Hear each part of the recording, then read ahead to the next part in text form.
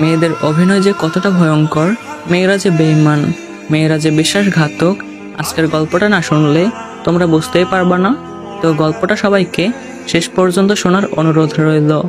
গল্পটা একটা সৌদি প্রবাসী ভাইয়াটা চোখে পানি নিয়ে বুকে পাথর চাপা দিয়ে এভাবেই বলতেছিল, ভাইয়া আমি 2023 সালের জানুয়ারি মাসে সৌদি আসি। সবকিছু ভালোই চলতেছিল, নতুন দেশ, নতুন মানুষ, নতুন জীবন, সবকিছু যেন স্বপ্নের মতোই লাগতেছিল। এক কথায় আমি যেন একটা খুশির জগতে হারিয়ে গেলাম।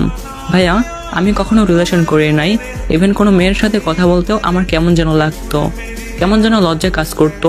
এজন্য কোনো মেয়ের সাথে কথা বলার চেষ্টাও করতাম না। কিন্তু এখানে আসার কিছু মাস পরেই একটা অচেনা নাম্বার থেকে একটা মেয়ে আমাকে নক করে। প্রথমে আমি তেমন পাত্তা দেই নাই, কারণ ওই যে বললাম আমি কোনো মেয়ের সাথে কথা বলতে কমফোর্ট ফিল করি না। কিন্তু মেয়েটা আমাকে একের পর এক মেসেজ করে যেত। একটা পর্যায়ে আমি কৌতূহল নিয়ে তার সাথে কথা বলতে শুরু করি, তার পরিচয় জানতে চাই। দেন সে আমাকে বলে সে নাকি আমার একটা আত্মীয়র বান্ধবী। আমি বিদেশ চলে আসার পরে আমার সিমটা আমার আম্মু ইউজ করতো, কিন্তু সেই নাম্বার দিয়ে আমি ইমো ইউজ করতাম।